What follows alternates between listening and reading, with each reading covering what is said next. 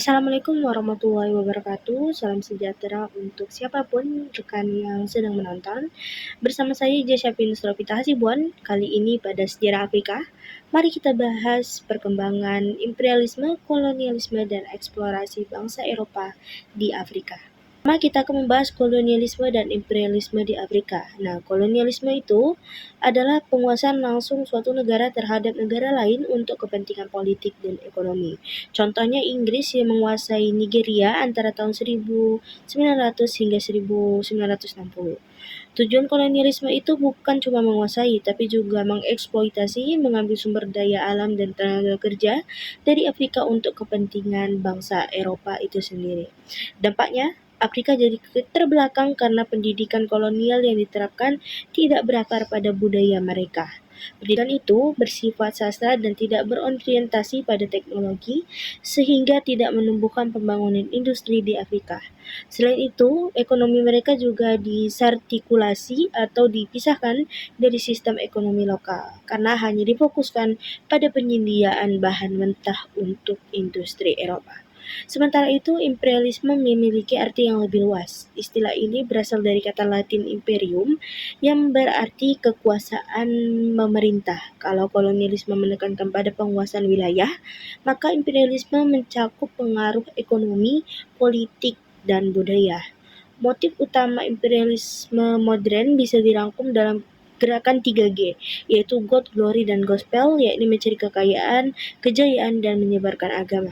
Selain itu, juga ada faktor prestise nasional seperti semboyan Inggris yang terkenal, "The sun never sets on the British Empire." Matahari tidak pernah terbenam di Kekaisaran Inggris. Kalah penting ada konsep beban orang kulit putih, yakni keyakinan bahwa bangsa Eropa mempunyai tugas moral untuk memperadabkan bangsa lain yang justru berujung pada penjajahan dan juga eksploitasi. Pada bagian politik kolonial di Afrika, Inggris menerapkan sistem indirect rule, yaitu pemerintahan tidak langsung melalui penguasa lokal. Mereka beralasan ingin membimbing rakyat Afrika menuju pemerintahan sendiri, tapi pada kenyataannya tetap untuk kepentingan Inggris.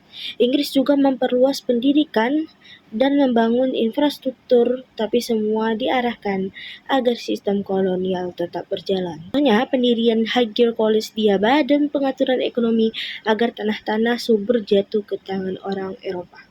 Sementara itu, Prancis punya pendekatan berbeda. Mereka menerapkan politik asimilasi yang berusaha membuat rakyat Afrika menjadi orang Prancis baru melalui pendidikan, hukum, dan budaya.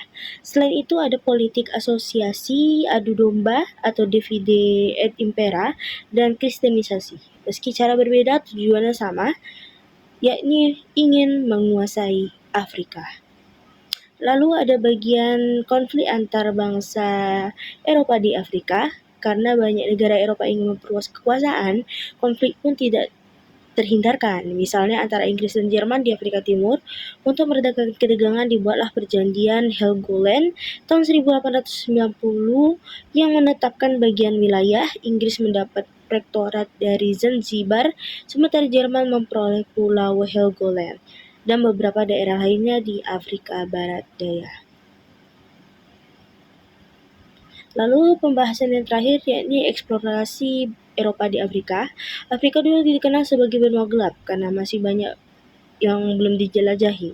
Namun setelah jatuhnya Konstantinopel tahun 1453, bangsa Eropa mulai mencari jalur perdagangan baru.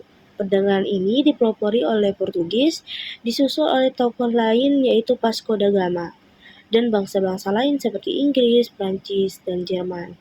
Yang akibatnya Afrika mulai dibagi-bagi menjadi wilayah jajahan. Nah, untuk menghindari perebutan wilayah yang lebih luas, diadakanlah Kongres di Berlin tahun 1885 yang menetapkan pembagian wilayah Afrika di antara negara-negara Eropa. Misalnya Kongo diserahkan pada Belgia, Angola diakui sebagai milik Portugis, dan Zanzibar diberikan pada Inggris. Baik teman-teman, sekian materi saya soal perkembangan imperialisme, kolonialisme, dan eksplorasi bangsa Eropa di Afrika. Sampai berjumpa di materi selanjutnya.